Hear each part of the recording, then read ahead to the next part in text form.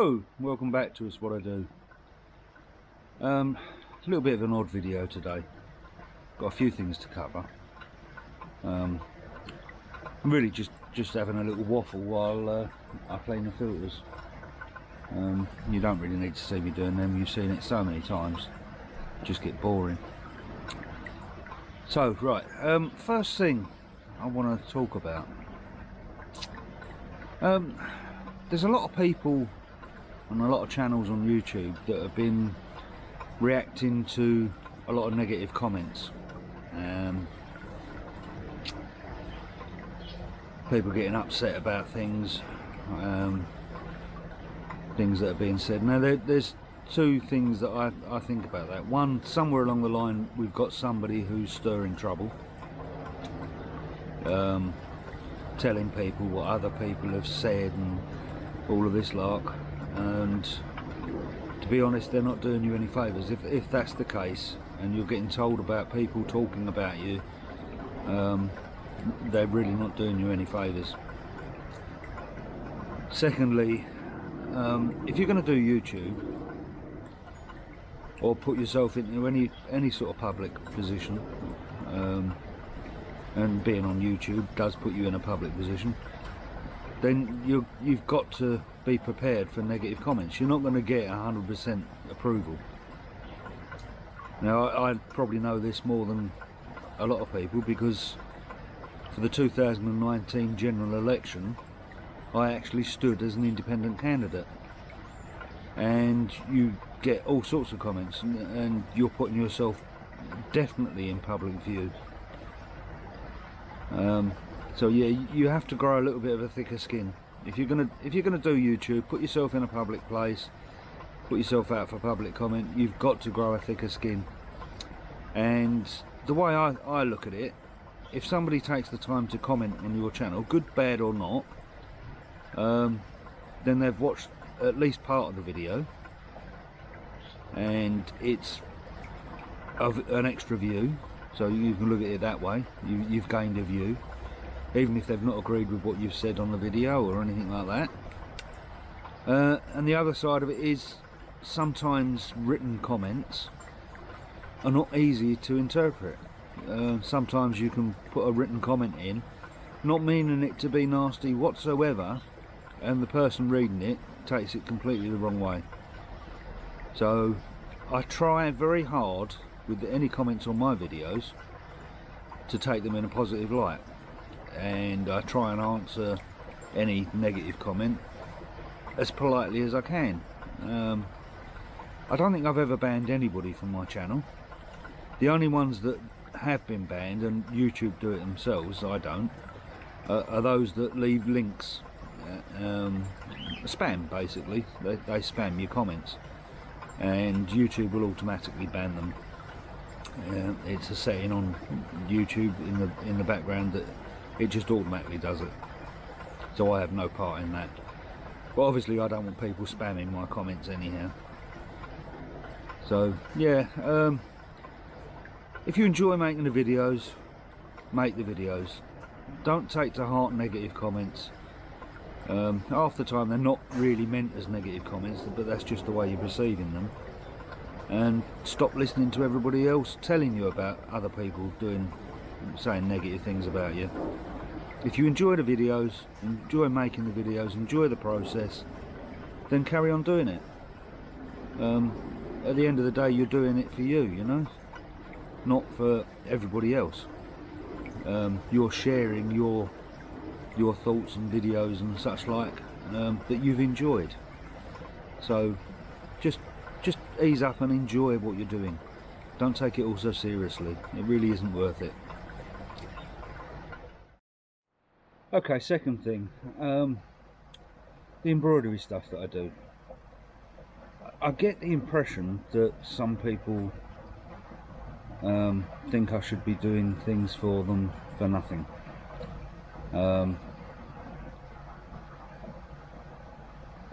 I'll tell you how it works out, or the way I work it. If I choose to do something for somebody off of my own back without them asking me, then that's my choice. I want to make a gift of something, then that's my choice. If you approach me and ask me to do something, then I'm going to charge you. I've got to. It's not cheap doing the embroidery stuff. I won't go into too many prices, but just the normal sort of patches, like little patches, like round things like that. I charge £7 to £10 for those, depending on the design and what's involved and all the rest of it. And with the amount of time it takes to make and do, I'd probably be earning, well, next to nothing really. Probably £1.50 an hour or something like that. By the time you're taking the materials into account and the time it takes and something like that, I'm probably earning about £1.50 an hour, which, like, it's just not worth doing. I do it because it's one of my hobbies, and as I said, I will charge for things to cover costs. It's not a business. Not under no circumstances is my embroidery stuff a business. It's not. It's a hobby. So yeah, if I choose to do something for you, you don't get charged. If you ask me to do something, then I'm going to charge you. And the prices I charge, I think, are reasonable. I don't think they're extortionate in the slightest. If you went to a major embroidery company and asked for bespoke designs, you'd be paying a lot more than what I charge. So yeah, that's the second point. It's not meant as an offence to anybody. Excuse me, I'm getting attacked by gnats. I'm not trying to snub anybody by not doing something for them for free. That's just the decision I made a long time ago. So if I choose to do it, then that's on me. If you ask me to do it, then that's obviously on you. So yeah, that's the score with the embroidery. And I've pretty much done everything that people have asked me to do so far. But there are going to be times where I look at a design and say, no, that's too complicated. I'm not doing that. So I may well turn you down. One of them things, you know. And no offence is meant by it. It's just how it is. So that's the embroidery stuff. What else have I got to talk about? Well, let's have a waffle about some of the things that are coming up. The pond. I'll just spin you around and show you what I'm doing at the minute. As you can see, I'm doing the filters, so every time I do the filters I also top up as well. That helps me do the water changes. So at the moment I think there's some dead vegetation in there, or rotting vegetation, because it absolutely stinks. So I think probably next weekend I'm going to have to take the covers up and try and clear out some of the moss and stuff that will be under there. I know it will be under there because it was last year and the year before, and makes it worse because I've got the covers on now, where I didn't used to cover the pond. You never used to get quite as much, but now you do, and it stinks. So yeah, I need to do that, and I'll probably do that next weekend. And once the weather warms up, I've got this retro bottom drain I've got to fit in it as well, which hopefully will stop a lot of the crap from gathering on the bottom, because I do still get a problem with that. I don't know whether it's the positioning of the air stones in there or what, but I get a lot of crap go into the bottom of the pond, which means I have to vacuum it. Obviously I don't vacuum it as often in the winter because it's more difficult to get to, but during the summer I do vacuum it quite often. But if I can get this bottom drain in, this retro bottom drain, then hopefully that will solve some of that problem. So yeah, that's one of the things I've got to do. I've got 2 new cameras that I need to look at and review. I've had one of them for quite a while now. Getting attacked by the cat again. I've had one of them quite a while now, but it's just not been the weather for doing camera stuff, and to be honest, I haven't had a chance to get out and use it very much, so I will be doing that shortly. The other thing I've got to do is the braking system on the van. When I took it for the MOT this year, it barely scraped through on the handbrake, so I do know I've got to do it. Funnily enough, that's the only other thing it's ever failed on before, the handbrake, and that was a cable seized underneath. I wasn't doing the YouTube channel then, so I didn't video it, but I need to do the brakes anyhow. Check the pads on the back, check the cables again. I probably need to grease the cables, so I'll probably do a video on those, and then that's about it for things that I've got planned.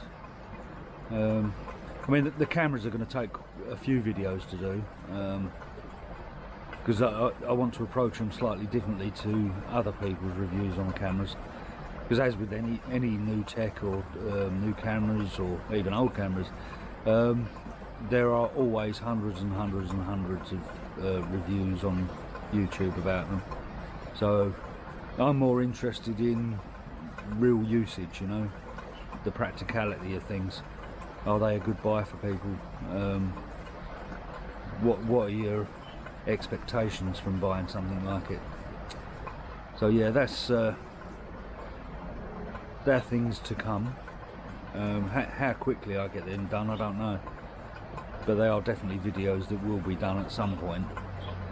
The van, I'm not going to do much with the van until we start getting some regular warmer weather, because doing any work underneath the van in this weather is bloody horrible, and I really don't want to do that. I really don't.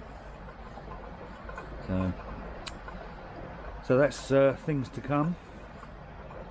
I don't think I've got much else to say, so it's going to be reasonably short, this video. So just to recap, YouTubers grow thicker skins. I don't want to see anybody forced off of YouTube for sort of bad comments or perceived bad comments, and I don't care whether I like your channel or not. I don't want to see anybody forced off of YouTube because of that reason. So yeah, grow thicker skins. Don't take it all to heart. It's just not worth it. You're doing this because you enjoy it. So yeah, there's that. Covered the future plans that I want to do with the pond. That's this existing pond. Once, as I said before, once the birds and the aviary go, then I'm going to build a bigger pond there where the aviary is, but I can't do it until then.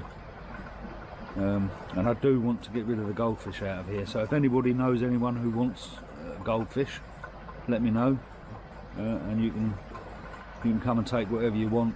Virtually, well, I virtually want to get rid of all of them. I might keep the odd one or two, but not much.